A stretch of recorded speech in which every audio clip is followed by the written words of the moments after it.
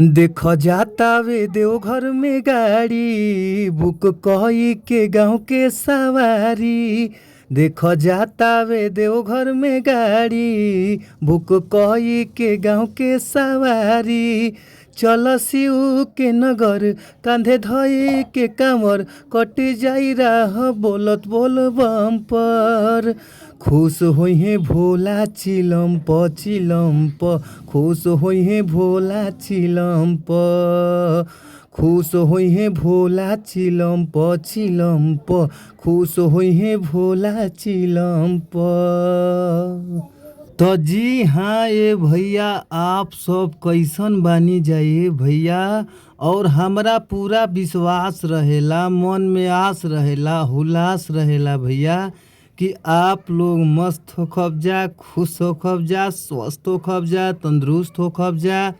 और हम बानी आप सबके भोजपुरी गायक व गीतकार नीतीश सिंह। सबके हम प्रणाम करतानी हे भैया। आपन आशीर्वाद हमरा ऊपर बनौले रही जा।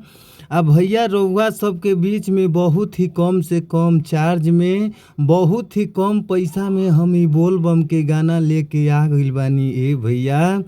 तो भैया हमारा पूरा विश्वास बा, मन में आस बा कि अगर ये गाना के रउआ सब अच्छा से म्यूजिक बनवा के अच्छा से स्टूडियो में रउआ सब अगर गायकी कह देतानी जा तो हमरा 100% आशा बा ये भैया की गाना जरूर बाजी।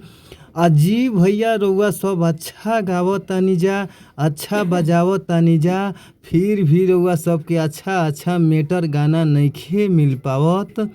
तो रउआ सबके घबराए के ज़रूरत नइखे भैया। अच्छा मेटर पावे खातिर हमारी यूट्यूब चैनल के सब्सक्राइब कर लीजा, जौना यूट्यूब चैनल के नाम बाटे भोजपुरी संगीत लिरिक्स। तो भैया हमारा चैनल के सब्सक्राइब करके घंटी के बेल आइकन जरूर दबा लीजा। काहे से कि रउआ सब घंटी के बेल आइकन दबा ले जा तो कौनो भी वीडियो, कौनो भी गाना अपना चैनल के माध्यम से रिलीज करतानी तो सबसे पहले नोटिफिकेशन रउआ सबके मोबाइल पर पहुंच जाइए भैया। तो आप लोग ज़रूर सब्सक्राइब कर लीजा, घंटी के बेल आइकन जरूरे दबा लीजा। तो आई जा हमनी के सीधे सीधे चलल जाओ मुखड़ा के ओर। मुखड़ा के भाव का बा गा के हम रउआ सबके स्पष्ट सुना देतानी। तो आप लोग सुनी जा, जैसे गाइब वही तो रउआ सब गाइब जा। तो आई जा मुखड़ा के भाव बाटे। देखो जाता वे देवघर में गाड़ी बुक कई के गाँव के सवारी। देखो जाता वे देवघर में गाड़ी बुक कई के गाँव के सवारी। चल शिव के नगर कांधे धोई के कांवर कट जाई राह बोलत बोल बम पर। खुश होई है भोला चिलम प खुश होई है भोला चिलम प खुश होई है भोला चिलम प खुश होई है भोला चिलम प। तो भैया अगर ये गाना अच्छा लागता, मस्त लागता तो फुल सॉन्ग लेवे खातिर स्क्रीन पर नंबर बा, नंबर नोट कर लीजा 98 350 77 203।